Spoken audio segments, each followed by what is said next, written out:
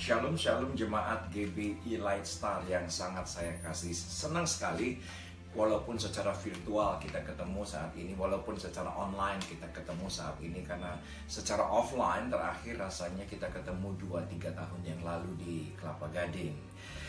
Saya berharap semua dalam keadaan baik-baik saja, karena bukan hanya itu doa saya untuk teman-teman, tapi juga itu adalah doa Yesus untuk semua Anda semua dalam keadaan baik-baik.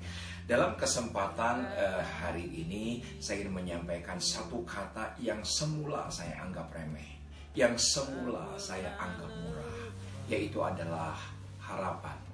Kalau Anda bertanya, Pak Pendeta, apa bedanya harapan dan iman? Saya mau berkata kepada Anda, hampir sama, beda tipis banget. Kenapa? Karena harapan yaitu iman. Iman itulah harapan. Tetapi yang saya ingin katakan kepada teman-teman adalah bahwa harapan itu adalah tujuan. Harapan itu adalah goal. Harapan itu adalah visi. Amsal berkata dengan jelas, bila kita tidak punya visi, maka liarlah rakyat. Kalau kita nggak punya tujuan, kalau kita nggak punya goal, kalau kita nggak punya aim, kita akan hidup liar. Dan untuk menuju kepada harapan itu, yang mendorongnya, yang menjadi fuel itu adalah iman. Iman itulah anugerah. Iman itulah kasih karunia. Yang saya ingin katakan kepada teman-teman muda yaitu adalah jemaat Tuhan GBI Lightstar, jangan pernah hilang yang namanya adalah hope. Jangan pernah hilang, jangan pernah tergerus yang namanya adalah harapan. Karena harapan yang Anda punya, harapan yang saya punya, itu didepositkan Tuhan dalam hati kita, didepositkan di dalam jiwa kita, diimplant dalam jiwa kita.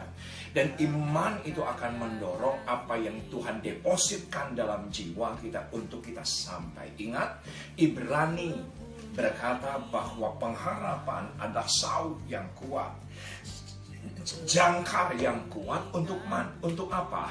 Yaitu adalah untuk jiwa kita. Jadi harapan yang Tuhan depositkan, yang mana jiwa kita kontennya adalah kebahagiaan, kesedihan, duka, keinginan, perasaan takut, itu semua ada pada jiwa. Nah, tetapi harapan itu jangan pernah tergerus di tengah-tengah pandemi ini. Jangan pernah tergerus di tengah-tengah the new normal yang kita akan masuki di depan. Jangan pernah hilang. Ya benar, rasanya kita tidak akan pernah lagi hidup sama seperti sebelum pandemi, sebelum vaksin ditemukan, sebelum doa Anda dan saya dijawab bahwa Tuhan cabut virus corona daripada dunia ini. Yang saya ingin katakan kepada teman-teman, jangan pernah hilang, yaitu harapan. Karena harapan adalah saut yang kuat, harapan adalah jangkar yang kuat. Nah, kalau ini misalnya adalah jiwa yang terombang-ambing dengan pandemi, terombang-ambing dengan yang namanya adalah badai kehidupan, badai ketakutan, badai PHK, badai kemiskinan, badai yang begitu luar biasa, tidak pernah terbayangkan sebelumnya, yang menjadi jiwa atau kapal ini amannya itu adalah harapan. Harapan itu adalah jangkar. Harapan itu adalah saut. Teman-teman harus mengerti, jemaat Tuhan GBI Lightstar harus mengerti, iman itu kata benda, harapan itu kata benda.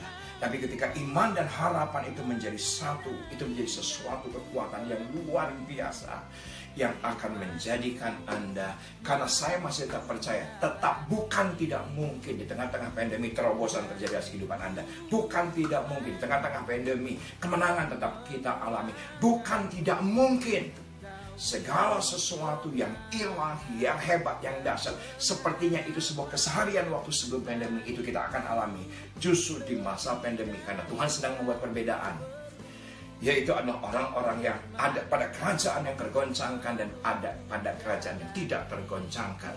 Jangan pernah hilang itu harapan. Kalau harapan itu hilang, maka kita akan anxiety, yaitu adalah kecemasan.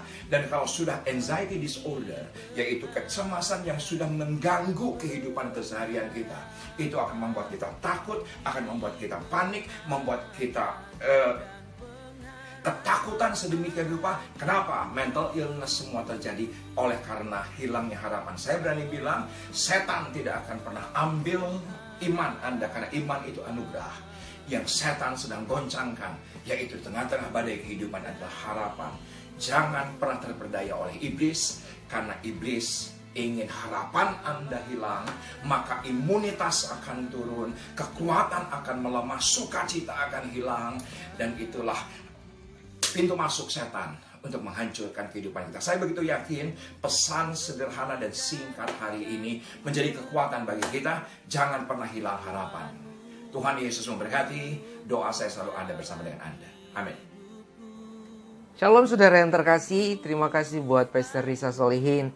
Saya memanggilnya Om karena sangat dekat. Saudara yang terkasih, saya percaya pesan yang disampaikan oleh Pastor Risa Solihin sangat memberi kita kekuatan dan membuka paradigma kita yang baru bahwa apa perbedaan harapan dengan iman.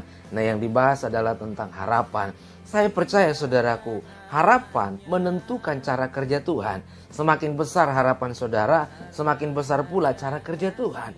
Semakin sempit, semakin kecil harapan kita, maka semakin kecil pula cara kerja Tuhan. Harapan akan memberi batasan dalam hidupmu. Semakin besar harapanmu, semakin besar pula batasan-batasan yang Anda akan terobos. Saudaraku, saya percaya orang yang punya harapan, dia akan punya langkah yang kuat. Orang yang punya langkah, dia akan sampai pada tujuan yang luar biasa. Jadi miliki harapan. Jangan pernah kehilangan pengharapan walau 1 detik dalam hidup saudara. Karena saya percaya iblis akan menghancurkan hidup kita kalau kita hilang harapan. Jangan pernah putus asa pada keadaan. Tetaplah percaya pada Tuhan. Dia tepat waktu menolongmu, dia tepat waktu menyembuhkanmu. Waktu Tuhan adalah waktu yang terbaik. Saya pernah sampaikan adalah indah pada waktunya. Kalau belum waktunya, belum indah. Kalau belum indah, berarti belum waktunya. Jadi tetaplah punya pengharapan.